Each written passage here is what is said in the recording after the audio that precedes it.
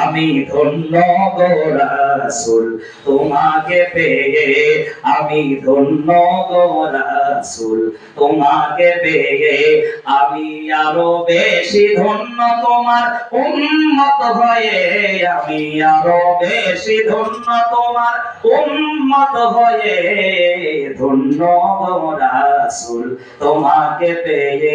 বলেন ধন্য গো না। একদিনের জন্য পয়গম্বরের কাছে অভিযোগ জানান নাই। আম্মা জান বলেন ঘরে খানা পিনার অভাব ছিল, কিন্তু এক মুহূর্তের জন্য আমাদের ঘরের ভিতরে মিল মহব্বত আর ভালোবাসার চুল পরিমাণ কোনো কমতি ছিল না। খুশি হয় বলেন সুবহানাল্লাহ। আর আমার আপনার বিবির দুরবস্থা কেমন? যদি সারা জীবন দিয়ে গেলেন, একদিন যদি একটু তার প্রয়োজনীয় জিনিসটা না দিতে পারি, আমাদেরকে বলে তোমার সংসারে এসে আজীবন তুমি কিছুই দিতে পারো না। কথা বলেন, কথা কয় না, জোরে বলেন ঠিক কিনা? প্রিয় ভাইরা আমার, প্রিয় বাবা আমার দিকে যাবো। 2 নাম্বার কারণ হলো জেলের ভিতরে গেলেন, শিবে আবি তালিব থেকে বের হতে না হতে এটা সিরাতে মুস্তাফার ভিতরে পড়েছি। আম্মা জান খাদিজাতুল কুবরা 7 দিনের মাথায় ইন্তেকাল করলেন। পয়গম্বরকে সান্ত্বনা দিবেন কে? তার কয়েকদিনের মাথায় পয়গম্বরের চাচা আম্মা জান আব্বা জান তো ইন্তেকাল করেছেন। জন্মের পূর্বে মা ইন্তেকাল করলেন 6 বছর বয়সে। রাসূল ছিলেন দাদার কাছে, দাদাও দুনিয়া ছেড়ে চলে গেলেন 9 বছর বয়স। এবার ছিলেন চাচা আবু তালিব। যতদিন বেঁচে ছিলেন বেঈমানেরা এক মুহূর্তের জন্য আল্লাহর পয়গম্বরকে ফুলের আসর দিতে পারেন না। ওনার দ্বারা ইসলামের কোনো ক্ষতি হয় নাই, কিন্তু কালেমাটুকু করতে পেরেছেন। এজন্য তিনি জাহান্নামী। আল্লাহ বলেছেন মাইয়াহদিল্লাহু ফালা মুদিল্লা লাহু ওয়া মান ইউদ্লিলহু ফালা হাদিয়া লাহু। আমি আল্লাহ যারে চাই তারে হেদায়েত দেই, তবে ওই ব্যক্তিকে হেদায়েত দেই যেই ব্যক্তিটা হেদায়েত নেওয়ার জন্য মন মানসিকতা তৈরি করে। কথা বলেন ঠিক কিনা? প্রিয় ভাইরা আমার, প্রিয় বাবারা আমার, পয়গম্বরের বিবির ইন্তেকালের পরে আল্লাহর নবীর সান্ত্বনার জায়গা ছিল চাচা আবু তালিব। তার কয়েকদিনের মাথায় চাচার ইন্তেকাল হয়ে গেল। নবীজি এমন ভাবে ভেঙে পড়লেন।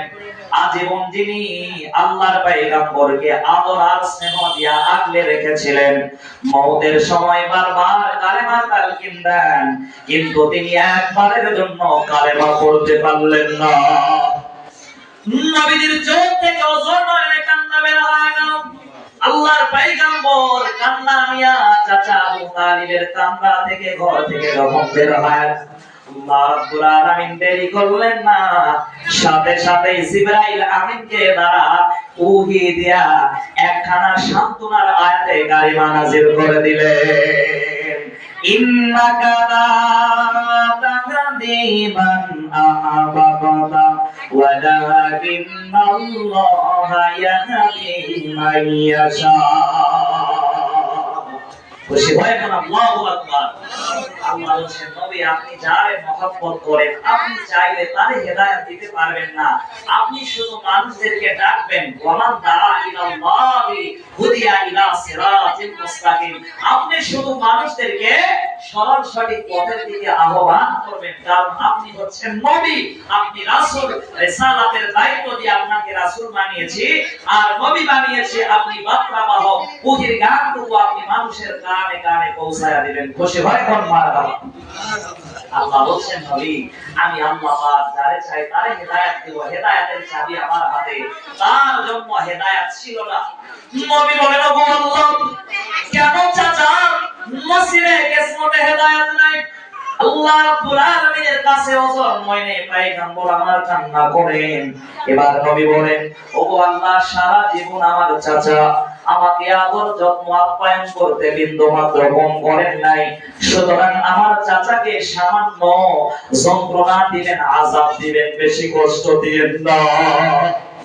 কুরআনুল কারীমের ভিতরে আল্লাহ বলেন ইন্নাল্লাযীনা কাফারু মিন আহলিল কিতাবি ওয়াল মুশরিকিনা ফি নারি জাহান্নাম খালিদিনা ফিহা উলাইকা উলাইকা হুম শাররুল বারিয়া।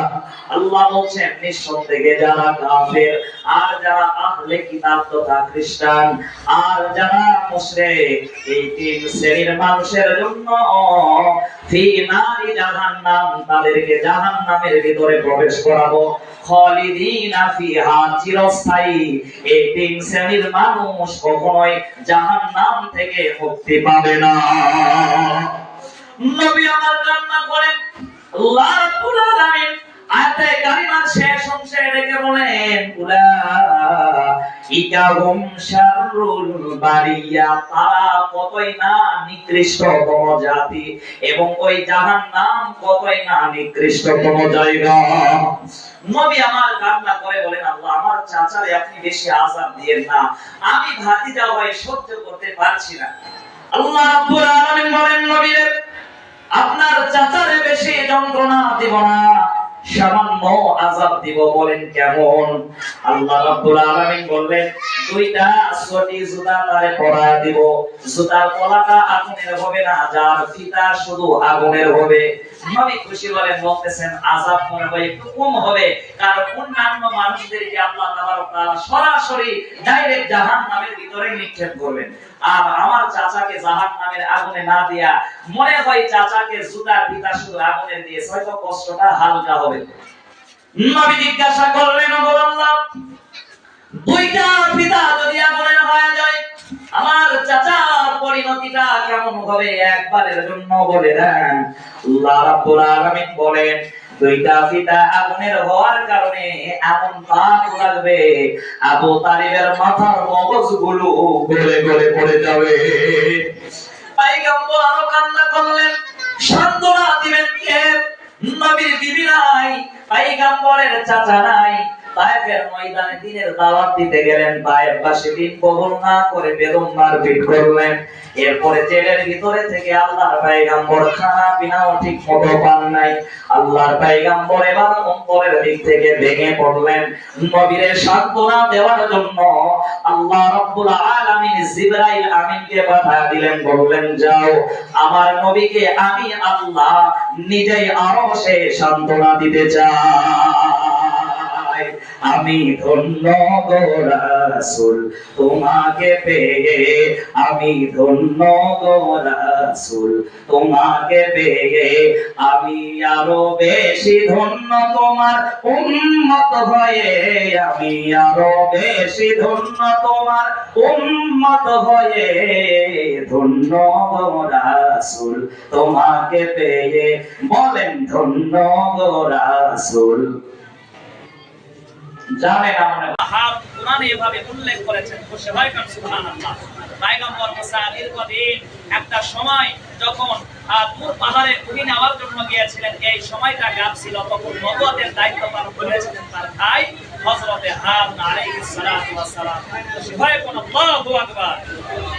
তো এরপরে ষষ্ঠ আসমানে পয়গম্বর মুসার সাথে সাক্ষাৎ এবং সপ্তম আসমানে পয়গম্বর ইব্রাহিমের সাথে সাক্ষাৎ, যাতে আল্লাহ তাবারক তাআলা জাতির পিতা, মুসলমান মিল্লাতের পিতা আল্লাহ তাবারক তাআলা নিজেই ঘোষণা করেছেন। খুশি হয় কোন আল্লাহু আকবার। আল্লাহ বলেন মিল্লাতা আবিকুম ইব্রাহিম ওয়া সাম্মাকুমুল মুসলিমিন। এই তোমরা দুনিয়াতে বাংলাদেশে যারে তারে জাতির পিতা বানায়া দাও, তাকে জাতির ভাই বলতে পারো, জাতির জনক বলতে পারো, কিন্তু জাতির পিতা কেবলমাত্র একজন, তিনি হচ্ছেন হযরতে ইব্রাহিম আলাইহিস সালাতু ওয়াস সালাম। তিনি মুসলমানদের নামকরণ করেছেন মুসলমান। খুশি হয় কোন সুবহানাল্লাহ। প্রিয় ভাইরা আমার, প্রিয় বাবারা আমার, আল্লাহর পয়গম্বর শুধু এতটুকু দেখলেন না, পয়গম্বর এবার ঊর্ধ্ব গমনে চলে যাচ্ছেন, আরশে চলে গেলেন। পয়গম্বরকে সেই জায়গাতে জিবরাইল আমিন রূহুল আমিনকে দেখানো হলো নিজ সুরতে। এই আয়াতে কারিমাটা সূরা নাজমের ভিতরে আপনারা পাবেন। জিবরাইল আমিনকে সরাসরি সশরীরে আল্লাহর পয়গম্বর ঊর্ধ্ব গমনের সফরে দেখেছে। আল্লাহর পয়গম্বর আরো হাউজে কাউসার দেখলেন। হাউজে কাউসারকে মেরাজের রাতে দেখানো হলো। পয়গম্বর বলেন, দুনিয়ার জমিন থেকে সামনে তোমরা আসমানে অনেক তারকা দেখতে পাও, আল্লাহ তাবারক তাআলা আমারে দেখালেন হাউজে কাউসারের চারদিকে হাজার হাজার নয় লক্ষ লক্ষ পান পত্র অর্থাৎ পিয়ালা সাজানো। এই পিয়ালা দিয়ে আমি পয়গম্বর আমার গুনাহগার উম্মতদেরকে মহাশরের ময়দানে ওই হাউজে কাউসার থেকে পানি পান করায় দিব। সুবহানাল্লাহ। কুরআনুল কারীমে আল্লাহ বলেছেন সূরা কাউসারের একটা আয়াতে কারিমা একটা সূরাও নাযিল করে দিয়েছেন, ইন্না আ'তাইনা কাল কাউসার ফাসাল্লি লিরাব্বিকা ওয়ানহার ইন্না শানিআকা হুয়াল আবতার। আল্লাহ বলছেন নবী আমি নিশ্চয় আপনারে হাউজে কাউসার দান করেছি। কাউসারের মালিক আল্লাহ তার নবীরে বানিয়ে দিয়েছেন। খুশি হয় কোন আল্লাহু আকবার। ফাসাল্লি লিরাব্বিকা ওয়ানহার, তাইলে রবের সন্তুষ্টি অর্জনের লক্ষ্যে নামাজ কায়েম করতে হবে, ওয়ানহার এবং কুরবানি করতে হবে, তাইলে হাউজে কাউসার থেকে পানি পাবেন। ইন্না শানিআকা হুয়াল আবতার। আর নবী আপনারে যারা বেঈমানেরা লেজ কাটা বলেছে, আবতার বলেছে, নিশ্চয় নিঃসন্দেহে তারাই সব লেজ কাটা। আপনি পয়গম্বর লেজ কাটা নয়, আপনি পয়গম্বর হলেন গুনাহগার উম্মতের জন্য রহমত এবং আপনি পয়গম্বর হলেন সমগ্র জাতির জন্য শিক্ষক তথা টিচার। খুশি হয় কোন সুবহানাল্লাহ। আমার প্রিয় ভাইরা, প্রিয় বাবা, আল্লাহর পয়গম্বরকে শুধু হাউজে কাউসার দেখানো হলো না, জান্নাত দেখলেন তার পথে। এবার জাহান্নামকেও আল্লাহর নবীকে দেখানো হলো, সরাসরি আল্লাহর সঙ্গে নবী আমার কথা বললেন। আল্লাহ রাব্বুল আলামিন বললেন নবী আপনি চাইলে এই আরশের থেকে যেতে পারেন। মোল্লা আলী কারি রহিমাহুল্লাহ তিনি বলেন আল্লাহ তাবারক তাআলা পয়গম্বরকে বলেছিলেন যে আপনি এই আরশ মহল্লায় থেকে যান। স্বর্গে মেরকাতের ভিতরে উনি লিখেছেন মোল্লা আলী কারি যে আল্লাহর পয়গম্বরকে আল্লাহ বললেন এই আরশটা আপনার জন্য বরাদ্দ করেছি, যদি চান তাইলে আপনি এখানে থেকে যেতে পারেন। খুশি হয় কোন মারহাবা। নবী তার উম্মতকে কত ভালোবাসেন ভাই, নবী তার উম্মতকে এক বিন্দু মাত্র বলে না। পয়গম্বর ডেকে বললেন ওগো আল্লাহ আমি নবী আরশ মহল্লার ভিতরে থাকবো, একবার বলেন তো আমার গুনাহগার উম্মত গুলো থাকবে কোথায়, তাদের জায়গা হবে কোথায়? আল্লাহ রাব্বুল আলামিন বললেন নবী রে গুনাহগার উম্মতের জন্য আমার কোন নেককার বান্দাদের জন্য আরশ মহল্লা বরাদ্দ দেয়, কেবলমাত্র আরশ আপনার জন্য বরাদ্দ করেছে। পয়গম্বর ডেকে বললেন ওগো আল্লাহ যে আরশ মহল্লায় আমার গুনাহগার উম্মত গুলো থাকবে না, ওই আরশ মহল্লায় আমি পয়গম্বর থাকতে চাই না। আমি পয়গম্বর দুনিয়ার জমিনে মাটির কবরে আমার গুনাহগার উম্মতের সঙ্গে শামিল হয়ে থাকতে চাই। পয়গম্বর কত মহব্বত করেছেন। তো আল্লাহ তাবারক তাআলার সামনে নবীও তিনটা হাদিয়া পেশ করেছিলেন। এই যে যেটা আমরা নামাজের ভিতরে তাশাহুদ হিসাবে ব্যবহার করি, আত-তাহিয়াতু লিল্লাহি ওয়াস সালাওয়াতু ওয়াত তাইয়্যিবাতু। এই তিনটার বিশেষত্ব এত ভারী, এত ওজনওয়ালা তিনটা শব্দ। পয়গম্বর সর্বপ্রথম আল্লাহর কাছে যাওয়ার সাথে সাথে তিনি ওয়াসজুদ ওয়াক্তারিব আল্লাহর নিকটবর্তী হয়ে তিনি সিজদা লাগালেন। সিজদা দিয়ে এক নম্বরে বললেন আত-তাহিয়াত, সমস্ত দৈহিক আত্মিক জাগতিক প্রশংসার হকদার একমাত্র আল্লাহ, লিল্লাহি আল্লাহর জন্য, ওয়াস সালাওয়াত নামাজ আল্লাহর জন্য, ওয়াত তাইয়্যিবাত এবং যত পবিত্র সব পবিত্র একমাত্র সে আল্লাহর জন্য। কেননা নবী বলেন ইন্নাল্লাহা জামিলুন কামা ইউহিব্বুল জামাল, আল্লাহ নিজে হলেন শাশ্বত পিওরিটি সুন্দর, আর আল্লাহ সৌন্দর্যকে বেশি পছন্দ করেন। সুবহানাল্লাহ। এজন্য পবিত্রতা অর্জন করে থাকতে হবে। তাই তো হাদিসের ভিতরে পড়েছে আল-উযু শাদরুল ঈমান ওয়াল হামদুলিল্লাহি তামলাউল মিজান। বান্দা পবিত্রতা অর্জন করলো মানে ইসলামের অর্ধেকটাই অর্জন করে নিল, আর বান্দার প্রশংসা দ্বারা তামলাউল মিজান, মিজানের পাল্লাটাকে আল্লাহ ভারী করে দিবেন। খুশি হয় কোন আল্লাহু আকবার। কথাগুলো কি শোনা যায়? কথা কোন বোঝা যায়? বুঝতে কষ্ট হচ্ছে না তো? আচ্ছা, বুঝতে কষ্ট হলে সামনের দিকে এগিয়ে আসতে পারেন। যদিও কষ্ট হচ্ছে কথা বলতে, জোরে বলতে হচ্ছে, তারপরেও আপনাদের খেদমতে একটু পেশ করে আপনাদেরকে একটু কাজ দিয়ে যায়, যেহেতু এসেছি আপনাদের কাছে। তাইলে প্রিয় ভাইয়েরা আমার, প্রিয় বাবারা আমার, নবী যখন তিনটা ভারী ভারী শব্দ দিয়ে আল্লাহর প্রশংসা আদায় করলেন, আল্লাহ রাব্বুল আলামিন এক মুহূর্তের জন্য দেরি করলেন না, নবীর আগে সালাম দিতে দিলেন না। আল্লাহ রাব্বুল আলামিন তার হাবিবকে, তার বন্ধুকে সালাম দিলেন, আসসালামু আলাইকা আইয়ুহান নাবিয়্যু। নবীকে বললেন নবী আপনার রবের পক্ষ থেকে আপনার প্রতি শান্তি নাযিল হয়ে যাক। আল্লাহ তাবারক তাআলা তার দয়া কত, এমনি আর তিনি বলেন নাই দয়াকে 99 ভাগ 100 ভাগ করে 99 ভাগ আমার কাছে রেখে 1 ভাগ গোটা জগতের সকল মাখলুকাতের মাঝে বন্টন করেছি। এজন্য আল্লাহ তাবারক তাআলা বলেন যারা বেশি বেশি সালাম দিবে মওতের সময় তারা ঈমান পাবে, সালাম দিবে না, অহংকার করবে, তারা মরণের সময় বেঈমান হয়ে মরে যাওয়ার আশঙ্কা রয়েছে। জোরে বলেন না। সালাম দেওয়াটা আল্লাহ তাবারক ওয়া তাআলার গুণ। তিনি হযরত আদমকে তৈরি করার পরে বলেছিলেন, ইয়া আদম, হে আদম, ফাসাল্লিম উলাইকান নাফার, যাও ওই ফেরেশতাদের দলকে গিয়ে তুমি সালাম করো। এই হাদিসটাও বুখারীর ভিতরে সালাম লিখায় এসেছে। খুশি হয় কোন? সুবহানাল্লাহ। নবী এবার সালামের জবাব দিলেন কেমনে?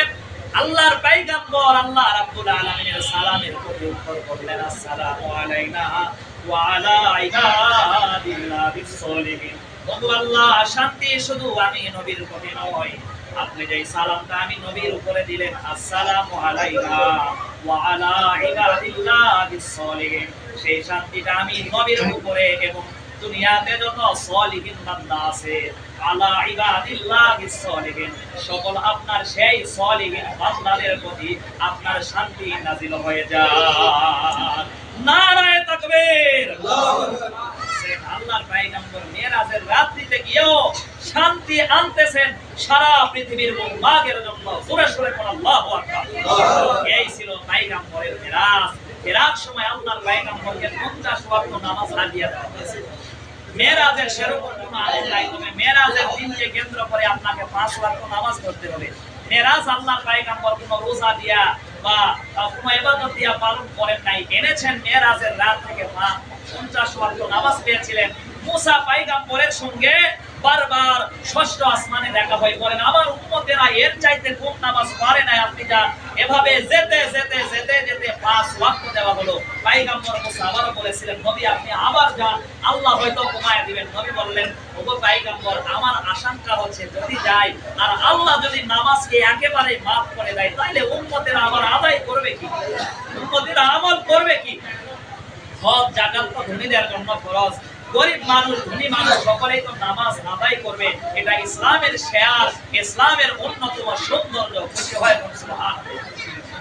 নবী যখন 5 ওয়াক্ত নামাজ নিয়ে চলে আসেন, আল্লাহ রাব্বুল আলামিন বলে দেন, নবী গো, আমি আল্লাহ রাব্বুল আলামিন আপনারে বলে দিলাম, আপনার উম্মত যদি ইহতিমাম আর ইহসানের সাথে এই 5 ওয়াক্ত নামাজ আদায় করতে পারে, আপনার উম্মতের আমলনামায় আমি আল্লাহ রাব্বুল আলামিন 50 ওয়াক্ত নামাজ পড়ার সওয়াব নগদেই বান্দার আমলনামায় লিখে দিব। যে আয়াতে কারিমা তেলাওয়াত করেছি, আল্লাহ রাব্বুল আলামিন ডেকে বলেন, উতুলু মা উহিয়া ইলাইকা মিনাল কিতাবি ওয়া আকিমিস সালাহ ইন্নাস সালাতা তানহা আনিল ফাহশাই ওয়াল মুনকার ওয়া লাযিকরুল্লাহি আকবার ওয়াল্লাহু ইয়ালামু মা তাসনাউন।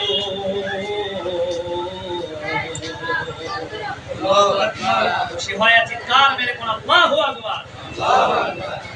আমার প্রিয় ভাইরা, প্রিয় বাবা, সূরা আনকাবুতের 45 নাম্বার আয়াতে কারিমা, এই 30 নাম্বার সূরা, আল্লাহ রাব্বুল আলামিন জানালেন, নবী আপনি পাঠ করেন, উহিয়া ওই রূহি থেকে, ইলাইকা মিনাল কিতাব, যেটা কিতাব আকারে আপনার প্রতি আপনার রব নাযিল করে দিয়েছেন। ও নবী আপনি আগে কোরআনুল কারীমটা তেলাওয়াত করেন। এই কোরআন কেমনে তেলাওয়াত করবেন? আল্লাহ রাব্বুল আলামিন আরা আয়াতে কারিমা দিয়া জানায় দিলেন,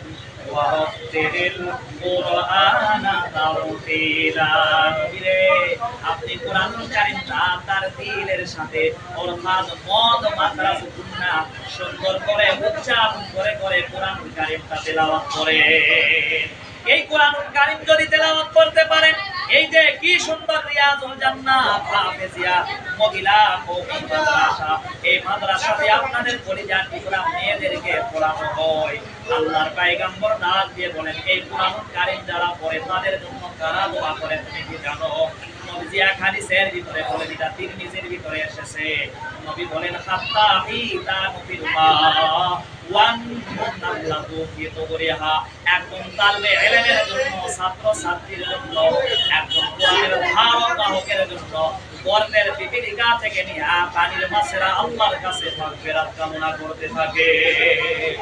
আল্লাহর নবী ডাক দিয়ে বলেন, উপরন্ত এতটুকু দিয়া শেষ নয়, কোরআনুল কারীমের তালবে ইলম নারী হোক অথবা পুরুষ হোক, কোরআনটা বলে নিয়া রাস্তা ধরে চলতে থাকে, যখন মাদ্রাসার দিকে যেতে থাকে নবী বলেন আরশের রহমতের ফেরেশতারা তালবে ইলমের মর্যাদা রক্ষার জন্য তাদের নূরের ডানাগুলো বিছায়া দেয়, নূরের পাখার উপর দিয়ে কোরআনের তালবে ইলমেরা হাঁটাহাঁটি করে। আওয়াজ করে কোন আল্লাহু আকবার।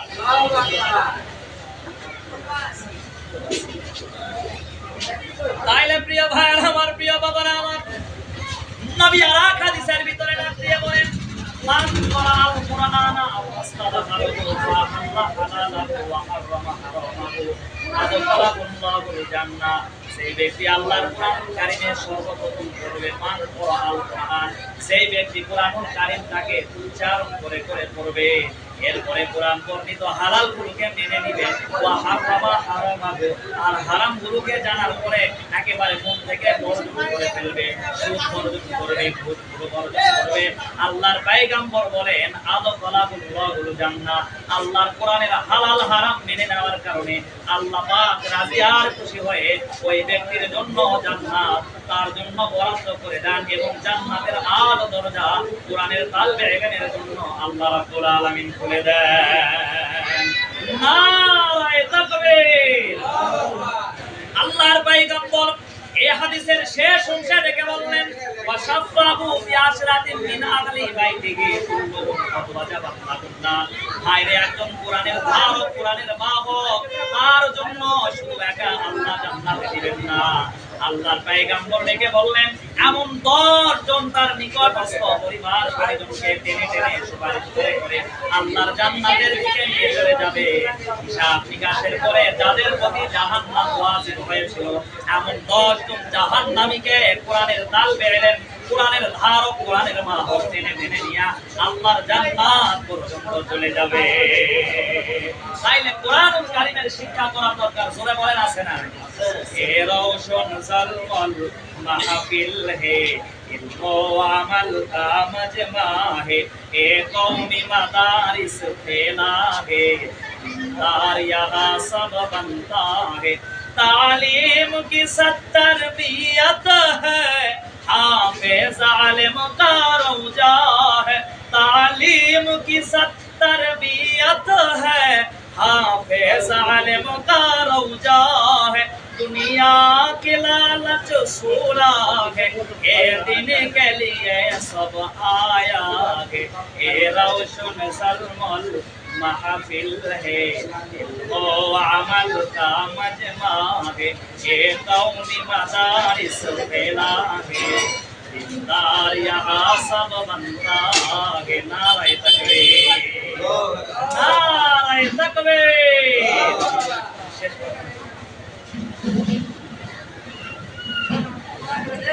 ঠিক আছে, আসেন এই আয়াতে কারিমাটা শেষ করে দেই। তাইলে আল্লাহ তাবারক তাআলা কুরআনুল কারীম তেলাওয়াতের পরে কি বললেন? নবীকে বলছেন ওয়া আকিমিস সালাত, আপনি নামাজ কায়েম করেন। কি করেন? আপনি নামাজটা কায়েম করে দেন। আল্লাহ তাবারক তাআলা কুরআন তেলাওয়াতের কাছেই নামাজের কথা কেন বললেন? এটা তো হকিকত আছে। তাফসীর কারকেরা লিখতেছেন যে নামাজ ভেঙে যাওয়ার 19টা কারণ আছে। কয়টা? কথা বলেন এদিকে, কয়টা? 19টা কারণ আছে। এর ভিতরে সর্বপ্রথম যে কারণ এইটা হলো কুরআনুল কারীম নামাজে অশুদ্ধ করে তেলাওয়াত করা। অশুদ্ধ অসহি করে তেলাওয়াত করলে আপনার নামাজগুলো আমাদের হচ্ছে না। আর প্রকৃতভাবে নামাজ যদি আমাদের হয়ে যায়, আল্লাহ পাক বলেন ইন্নাস সালাতা তানহা আনিল ফাহশাই ওয়াল মুনকার। হায়রে, এই নামাজ একমাত্র পারে একজন বেঈমান বেদিন মানুষকে, একজন গুনাহগার মানুষকে, একজন পথভ্রষ্ট মানুষকে একমাত্র আল্লাহ তাবারক তাআলার দিকে আনতে পারে। নামাজই পারে কেবলমাত্র ওই মানুষের ফায়সা বেহায়াপনা কাজ থেকে দূরে রাখতে। খুশি হয় কোন? সুবহানাল্লাহ। বলবেন কি আপনি? মুফাসসির কোন তার ব্যাখ্যার ভিতরে লিখেছেন যে নামাজ পড়তে পড়তে তার অন্তরটা আল্লাহর সঙ্গে যুক্ত হয়ে যাবে। মহব্বত যখন আল্লাহ তাবারক তাআলার সাথে হয়ে যায়, সম্পর্ক যখন আল্লাহর সঙ্গে গাঢ় হয়ে যায়, আল্লাহ তাবারক তাআলার সঙ্গে সম্পর্ক যখন অটুট হয়ে যায়, অটোমেটিক্যালি আল্লাহ তাবারক তাআলা বলছেন নামাজই সেই মানুষটাকে ফায়সা বেহায়াপনা কাজ থেকে দূরে রাখবে। খুশি হয় কোন? সুবহানাল্লাহ। চিৎকার মেরে কোন আলহামদুলিল্লাহ। হয় নাই, হয় নাই, আওয়াজ করে বলছি আলহামদুলিল্লাহ। এরপরে আল্লাহ রাব্বুল আলামিন দ্বিতীয় স্টেপের ভিতরে এই আয়াতে কারিমায় জানায় দিলেন ওয়ালা যিকরুল্লাহি আকবার। ওগো আল্লাহ, ওগো নবীজি, আল্লাহ তাবারক তাআলার স্মরণ অর্থাৎ আল্লাহর নামাজ, আল্লাহর জিকির একমাত্র সবচাইতে বড় কাজ। আল্লাহ পাক আয়াতের শেষে রাতে বলছেন ওয়াল্লাহু ইয়ালামু মা তাসনাউন।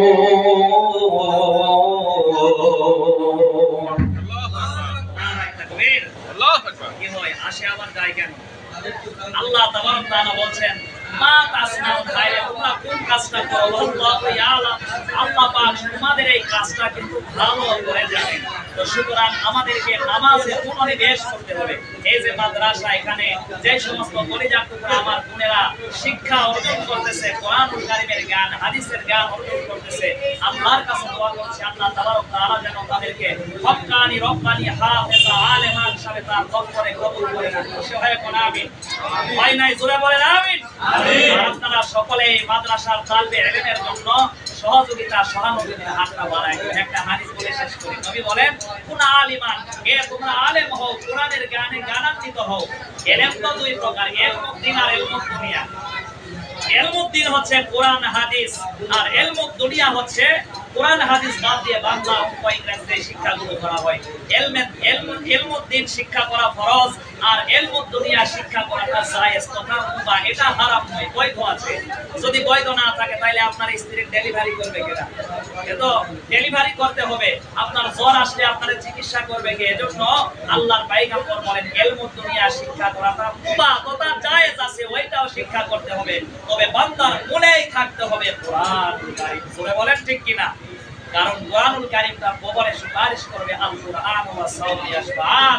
নবী বলেন যখন দুনিয়ার সমস্ত মানুষেরা তোমাকে পর করে কবরের ভিতরে শুয়ে রেখে চলে আসবে, কোরআনুল কারীম যদি আমল করো, মাগে রমজানের রোজা যদি না ছাড়ো, এই দুইটা কবরে তোমার জন্য ইয়াশফাআন সুপারিশ আল্লাহর কাছে করবে। ততক্ষণ পর্যন্ত করবে যতক্ষণ পর্যন্ত আপনারে আল্লাহ জান্নাতে না নিয়ে যাবে। খুশি হয় কোন সুবহানাল্লাহ। তাইলে আল্লাহ নবী বললেন তুমি আলেম হও, আও মুতাআল্লিমান, নাইলে আলেমের একজন ছাত্র হও, আও মুহিব্বান, নাইলে আলেমকে মহব্বত করো, আও মুঈনান, নাইলে তার সহবতে আসো, তার সহচর সহসঙ্গী হয়ে যাও। লা তাকুন খামিস, খবরদার পঞ্চম নাম্বার অবলম্বন করো না। পাঁচ নাম্বার কি? আলেম বিদ্বেষী হওয়া যাবে না। কথা বলেন ঠিক কিনা? ঠিক। আলেম বিদ্বেষী দ্বারা তারা বাংলার জমিনে ক্ষমতার মসনদে টিকে থাকতে পারে নাই। জোরে কথা বলেন ঠিক কিনা? কথা কয় না, জোরে বলেন ঠিক কিনা? আলেম বিদ্বেষী হওয়া যাবে না।